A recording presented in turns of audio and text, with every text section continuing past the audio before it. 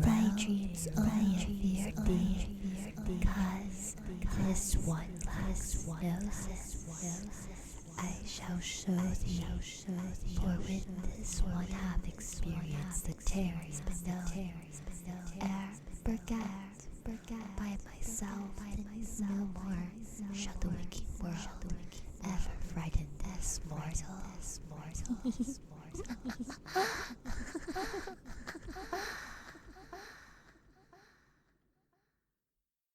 Wakey, wakey, sleepyhead. Confused, sweetie?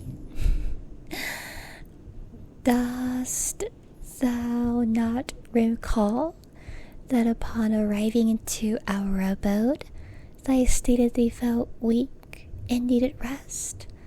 Thus I offered that thee canst lay their head upon my lap, only till thy spell is over, of course. Ring any bells? Now that this one is awake, would little Aero heed my own tale?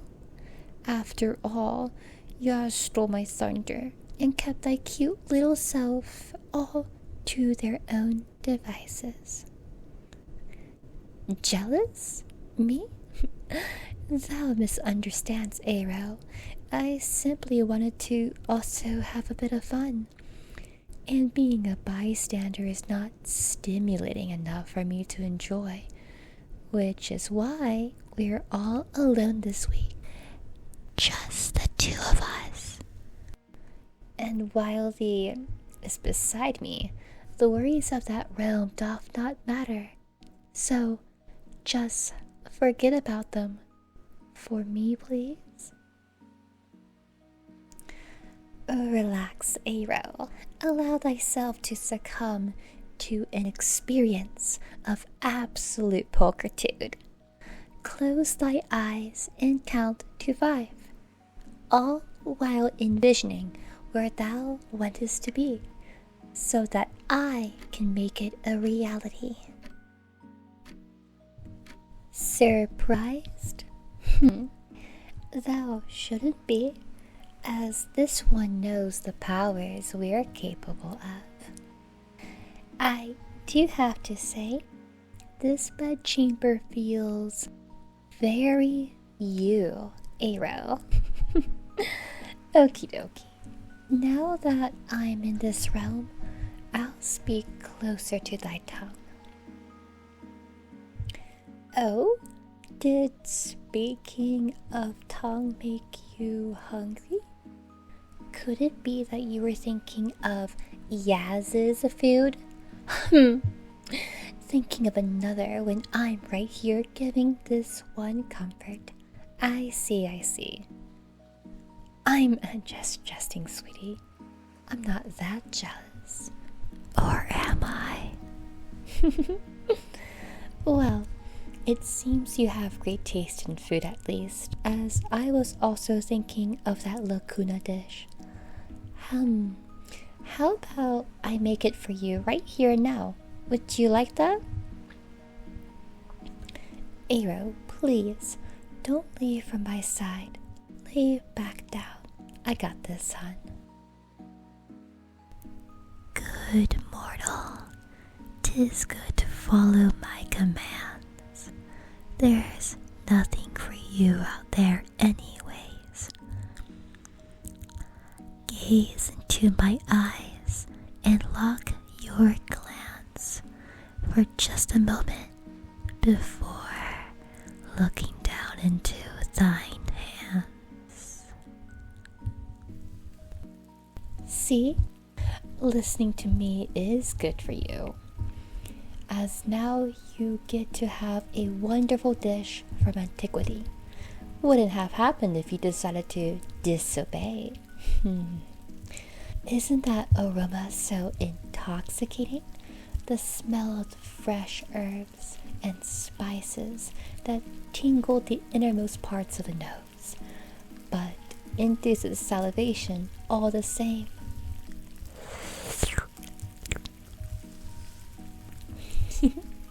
You almost look like a snack too. Don't worry, you're not appearing on my menu anytime soon. Oh, you want to give me a bite? I suppose I can indulge in a single morsel, although it's meant for you.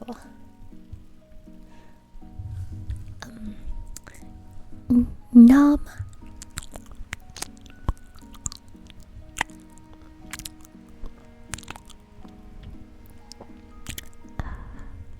Eee! Delicious.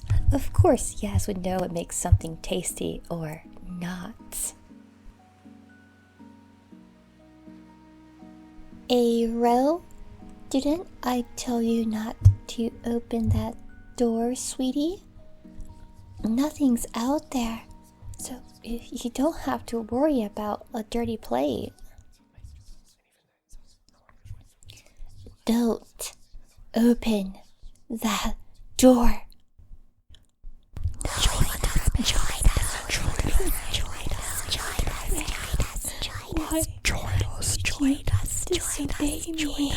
Join us. Now, I'll use you as my plaything, since you seem to desire to only be a disappointment to others, selfishly fulfilling thy needs over another sapient being. Very well, mortal. See what you have done? Once thou hast opened that mind of thine, the unraveling of wonders of mine becomes known to mortal perception. Enjoyed those bugs that I fed to you? You feel them crawling down your throat and writhing in your belly? If you had remained like the good little one that you had said you would be, then that illustrious dream world could have remained. Well, I'd be lying to say if I sometimes didn't prefer this sort of outcome. Yes, I am a wish granter. Yes, I am a protector and overseer. Yes, I am the patron of the lulling tides. And yes, I am the void entity of dreams, nightmares to some of you mortals.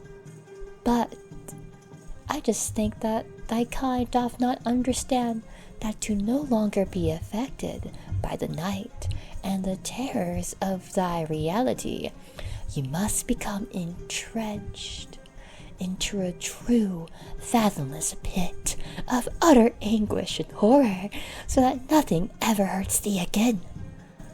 And once that is achieved, then those pits becomes comforting notes. Time? Is time your nemesis? While Aro resides here, there is no time. You mortals have so many baseless fears that would be undone if you would simply change up thy priorities, seek help, or anything than remaining in stasis. So instead, each one of you then seeks me out in order to achieve an enlightenment that will save you from your pitiful self. And following suit, each one of you mortals becomes mortified and quivers after achieving the knowledge I bestow, the gnosis. Oh, little Aro, this one shall come to learn many more things about me. Did you know Tenebrae Tumorum, the fear of darkness, is attributed to I? Why so shocked? After all, have not the fear of the unknown achieved thy species to ever greater heights? Another tidbit. Did you know I have no discernible beginning and no discernible end? For I am but a whisper amidst the shadows of the dawning mind. The constant feeling of something just out of thy perception. A nagging feeling of an unformed, ruminating thought. But I am also that emotion given to those who become one with mine gnosis. mental clarity and strength unlike any other, so that whatever riptide cometh to claim thee in thy life, this little mortal hath an anchor. Fortunate for thou, little arrow, but I have taken a liking to thee, so this one won't be consumed by the droning darkness.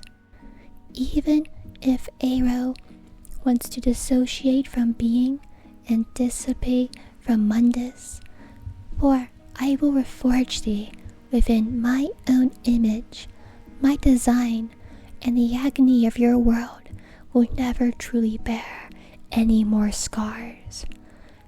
I know you're fragile. I know you're weary. I know you desire for so much more than a chained non-existence. So these will be given to you, only if you have faith in me, for I am Metanoia Finale.